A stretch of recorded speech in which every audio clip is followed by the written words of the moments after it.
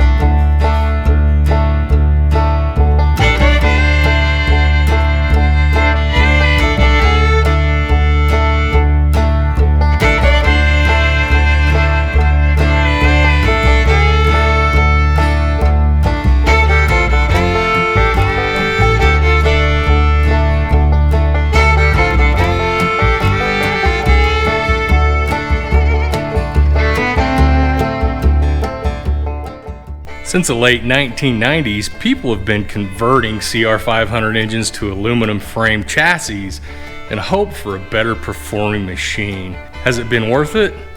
Is it worth the trouble? Is it worth the effort? And is it worth the money? So in this video, I'm going to compare these two chassis from raw frame weight, suspension, and engine vibration. So while I have a bare CR500 iron or steel frame, I know the difference between iron and steel. It's just habit to say iron frame.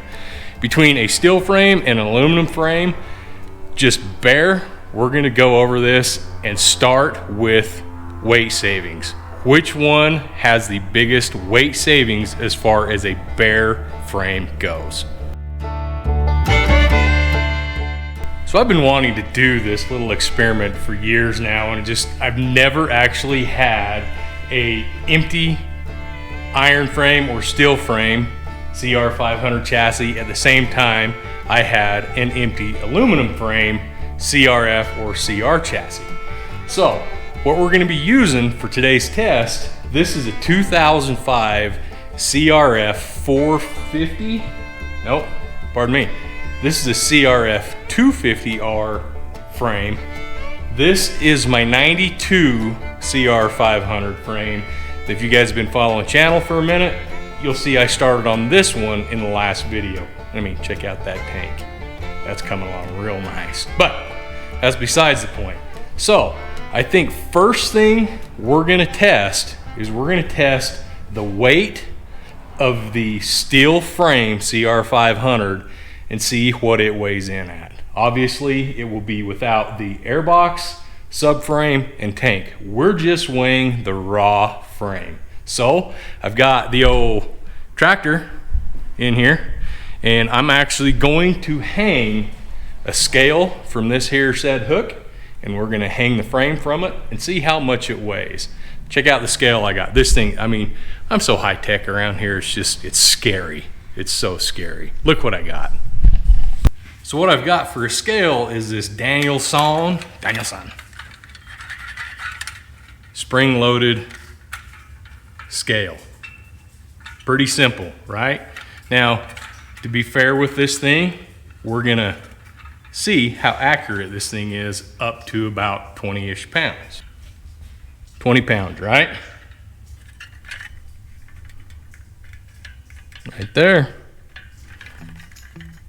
I mean, that's pretty darn close if you ask me. It's close enough. It's gonna be, I think that's gonna be about what the frames are on this, but I guess this will tell. Now, I do have a digital scale on its way that will go up high enough to actually weigh an entire bike, so we can tell if it's lighter in an aluminum chassis or heavier in a steel chassis. But that'll be for another video. But for today, let's just go over the bare frames on these things.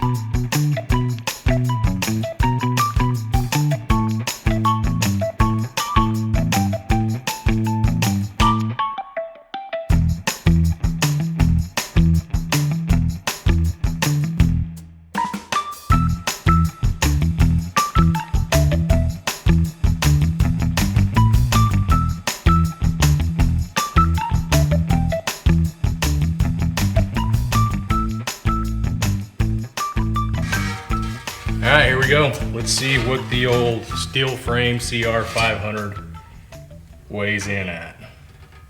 So I'm gonna try to hook these both on the neck right here, just so they're basically hanging the exact same.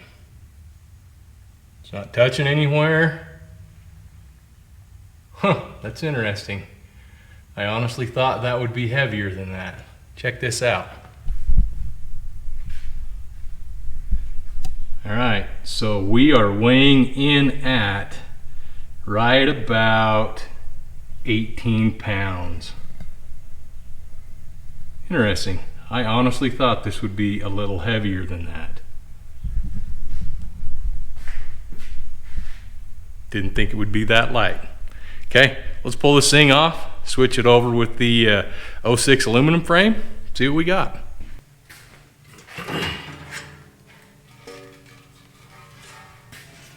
Okay, here we go.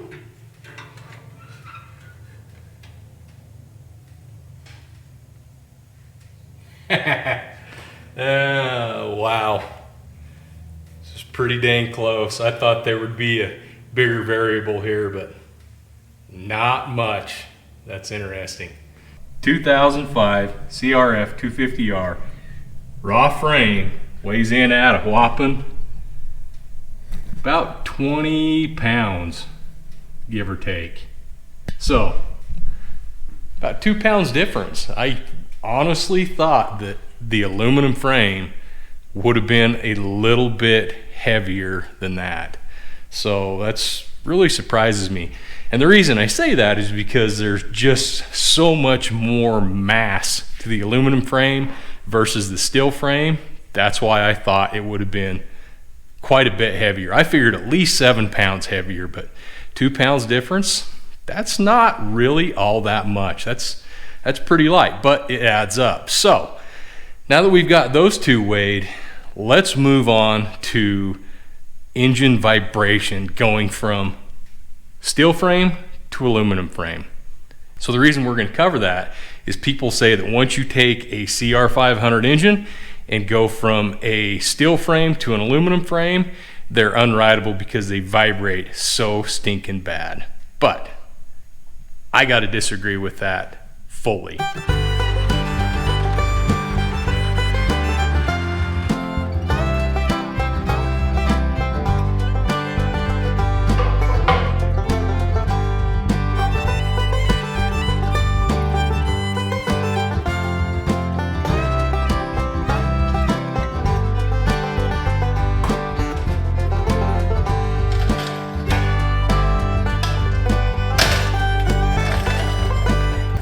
All right, so let's go back and let's touch on the vibration between these two chassis.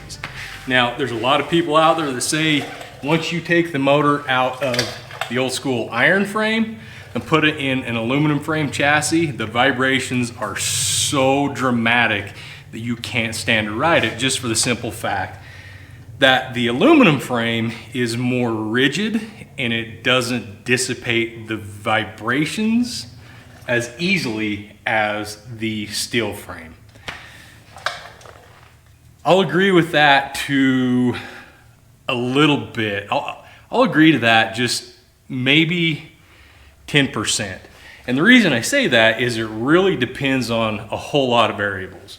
One, what year chassis are you converting from the steel frame to the aluminum frame? What year is your new aluminum frame chassis? Now, the first generation aluminum frame chassis, the 97, 98, 99, right around there, were so rigid that yes, you put a CR500 in one of those chassis, it will rattle you to death. I mean, you'll feel it through your spine, up your arms, all the way down through your spine to your toes. They are horrible. They are terrible. And the handling on them is not that great, but that's totally different. Now, one of the smoothest riding CR500s I've ever been on is actually the one that I built for FabRats, for Paul. And that was an 05, 06 450 chassis. I've done, I think, 3 of them. in that particular year chassis. And for some reason, they're smooth. They don't vibrate near as bad. This is probably the second best, in my opinion, chassis. Now this was a 2018 CRF 250 4-stroke chassis that obviously now has a CR500 in it. Now, you can go as far as even getting into the KX conversion style. That 17 that we did for my buddy Jed, that KX 500 AF frame conversion that we did on his bike 2 years ago, that's an extremely smooth with very minimal frame vibrations. Another large factor as far as vibrations go is what health is your motor in? Is your engine, is it wore out? Is the crank unbalanced, basically, because it's so wore out? Is the piston got so much piston slap in it that it's actually building more vibration that's going to transfer to the chassis? That's a huge factor as far as CR500 engine vibration, whether it's in the aluminum frame or whether it's in the old school steel frame. I've ridden steel frame CR500s that would absolutely just rattle your brains out because of the vibrations through the arms and through the pegs, because they were tired and they were just wore out. So that is a huge factor also. So anytime you're doing any CR500 stuff and you develop a massive vibration over time, it's probably time to send the crank off, have it balanced, have it trued, and have it rebuilt. And while you're there, obviously top end and new piston, and just make sure it's happy and healthy. And make sure when you send it to your machine shop, they know about CR500s and they know the tips and tricks in order to make these things run smoother. Obviously, I'm a Dave Lindsay guy from Lindsay Machine Racing. He has been, as far as I'm concerned, he's the best in the business as far as power sports machine work, and especially knowledgeable on the CR500s. It's just, this thing right here is unreal. But the third major factor on CR500s as far as transfer of vibration through the pegs and through the bars is suspension. How is your suspension set up? For us, I like to run my suspension just a little bit more on the softer side because we don't motocross, we don't jump. We don't do big jumps. We're more hill climb and more of your enduro style riding on these bikes. And so we don't need the hard suspension for hard landings, because on a CR500, if you've got your suspension set up super hard, it's obviously going to transfer through the bike up instead of down through the ground. And you know, it can go as far as how much air pressure are you running in your tires? Are you the guy that likes to run 15 to 20 pounds in your tires on a dirt bike? I hope not, because that's just ridiculous. I run my bikes, I think I run 6 in the front and 4 in the back on these things. Run the extra heavy thick tubes on it. Never had a tube failure that way. Number 4 on engine conversions as far as engine vibrations. Make dang sure when you are building the engine mounts for this that the engine head stay is triangulated correctly with the swing arm pivot bolt, the front engine mount, and the head stay mount. That head stay mount right there, the way it's mounted, if it is mounted too far down, it's going to cause so much vibration you can't stand to ride it. But if it's up here and you're triangulated in a true triangulation this way, that is going to save you so much headache and vibrations out of this bike. It's not even funny. I've seen guys that have gone and they haven't even ran a head stay on these bikes, and it does two things when you don't run a head stay. It will actually crack the frame in a short amount of time because there is no structural integrity from here to here, and it puts a major load right here on the neck of the conversion 500s. So Biggest thing that I can say out of anything is make sure you have a solid head stay mount that is triangulated between the front mount and the back swing arm mount. And make sure you have good solid mounts. Don't try to rubber mount them, because it does not work, because it's a solid mount through the swing arm. Rubber mounts will not work on a CR500 conversion. Just my opinion. All these are just my opinion, so just what I've learned. So anytime I'm doing a conversion into an aluminum frame, CR or CRF, I try to basically get the same geometry between all the mounts and the head stays as the factory steel frame does, because the engineers at Honda, they obviously were onto something, and if you can transfer those into the conversion frame, I think you'll be a lot farther ahead on your conversion. Okay, let's talk probably the biggest reason anybody ever converts a CR500 engine from an iron frame or a steel frame into an aluminum frame or aluminum chassis. That's going to be suspension. Let's face it, over the course of the last 30 plus years, suspension has came a long ways on dirt bikes. These old bikes right here, they're very limited, especially nowadays, on what you can do in the front forks and the rear shock. These old school, old style, cartridge style front forks are very limited on valving, on springs, and they're old technology. So the geometry on the suspension versus old school versus new school is totally different also. But yeah, you could go to a race shop and you could have them totally go through this suspension and try to make it like the new suspension, but it's going to cost a lot of money and a lot of tuning and testing. So I think that's the biggest reason people convert from iron frame to aluminum frame. And it was for me. Let's face it, it was for me. So a lot of reason people do an iron, sorry, don't blow up the comments, a steel frame conversion into an aluminum frame conversion is just simply the geometry of the new suspension and the ergonomics of the new chassis. A lot of people say, man, I love my new bike. I just wish it had the hit and the horsepower of my old steel frame CR500. And so they take two, build one, and in my opinion, kind of get the best of both worlds. When I built my very first aluminum frame CR500 clear back in 2006, I believe it was, that was a driving force for me to do the conversion. Another big reasoning for that is just flat how the bike feels. They feel a lot narrower, a lot skinnier. The aftermarket, as far as foot pegs, triple trees, and geometry as far as handlebar clamps and all that stuff, is way easier to get for, like per se, this bike, a 2018 versus this one, a 91 or a 92. So parts and availability, if you really want to ride the bike, this is your better bet.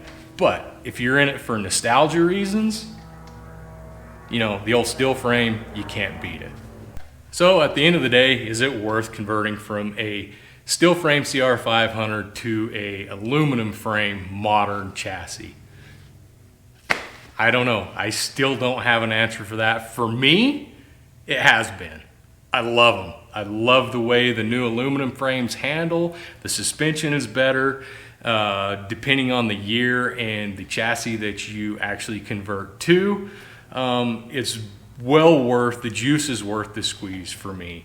Now, can you make an iron frame steel frame CR500 handle just as good?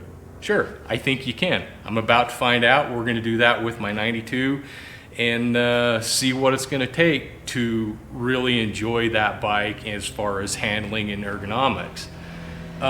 You can do kind of like I've done and build your own conversion kits for these bikes, or you can buy the conversion kits where you cut the frame, have somebody weld it up, and you'll be good to go. They're pretty much a plug and play kit. They're a decent kit.